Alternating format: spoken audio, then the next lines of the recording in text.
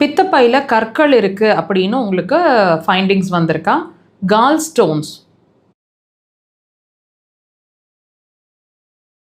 இந்த பித்தப்பை கற்கள் நிறைய இருக்குது, மல்டிபிள் ஸ்டோன்ஸ் இருக்குது. அதனால் சில கற்கள் பெருசாக இருக்கிறதுனால தானாக டிசால்வ் ஆகாது. பித்தப்பையவே ரிமூவ் பண்ணணும்னு சொல்லியிருக்கிறாங்க. பித்தப்பையை ரிமூவ் பண்ணுறதுக்கு எனக்கு பயமாக இருக்குது. வேறு ஏதாவது ட்ரீட்மெண்ட்ஸ் இருக்குமான்னு பார்த்துட்ருக்கேன். உள்ளேயே கற்கள் கரையிறதுக்கு வாய்ப்பு இருக்கான்னு தேடிட்டுருக்கேன் அப்படின்னு நீங்கள் யோசிச்சுட்ருக்கீங்கன்னா இந்த பதிவை தயவு செய்து முழுசாக பாருங்கள். கண்டிப்பாக உங்களுக்கு ஒரு புரிதல் ஏற்படும்.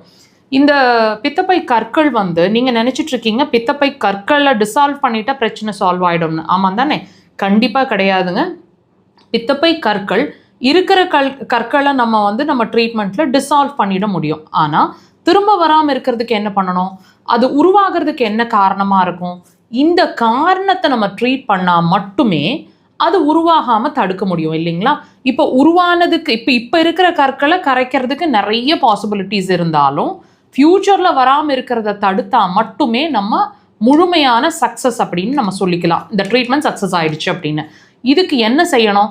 இது ஏன் வருது? ஸோ இது எல்லாமே உங்களுக்கு ஒரு தெளிவாக புரிகிற மாதிரி எக்ஸ்பிளைன் பண்ணுறேன். முழுசாக பாருங்கள்.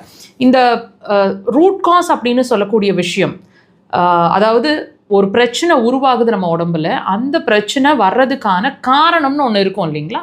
அந்த காரணம் அப்படிங்கிற ஒரு விஷயத்தை நம்ம பிரேக் பண்ணாத வரைக்கும் until unless we break the root cause நம்மளோட பிரச்சனைகள் சால்வ் ஆக போகிறது இல்லை. அதே மாதிரி நீங்கள் நினச்சிட்டு இருக்கிற இந்த பித்தப்பை கற்கள் அப்படிங்கிறது பிரச்சனை கிடையாதுங்க. பிரச்சனையோட வெளிப்பாடு. ஒவ்வொரு பதிவுலையும் நாங்கள் புரிகிற மாதிரி எக்ஸ்பிளைன் பண்ணிகிட்டே இருக்கிறோம்.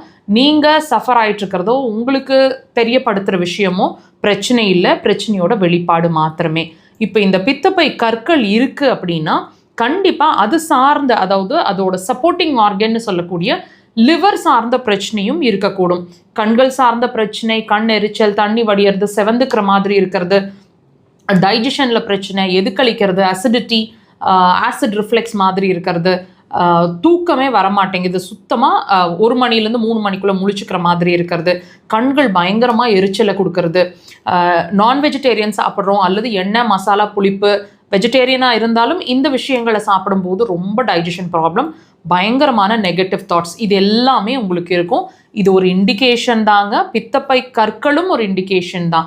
இதுதான் இது, அதாவது நான் இப்போ சொன்னேன் இல்லைங்களா, இந்த விஷயம்தான், இந்த லிவர் அண்ட் கால் பிளாடர் ரெண்டும் சேர்ந்து தான் அந்த கற்களை உருவாக்கியிருக்கு. அப்போது அதில் இருக்கிற உயிர்த்தன்மையை நம்ம ட்ரீட் பண்ணும்போது கண்டிப்பாக இருக்கிற கற்களும் கரைஞ்சிரும், ஃப்யூச்சரில் வராமல் தடுத்துக்க முடியும். இப்போ உங்களுக்கு புரிதல் ஏற்பட்டிருக்கும் நம்புறேன். கண்டிப்பாக அக்குபஞ்சரை ட்ரை பண்ணுங்கள்.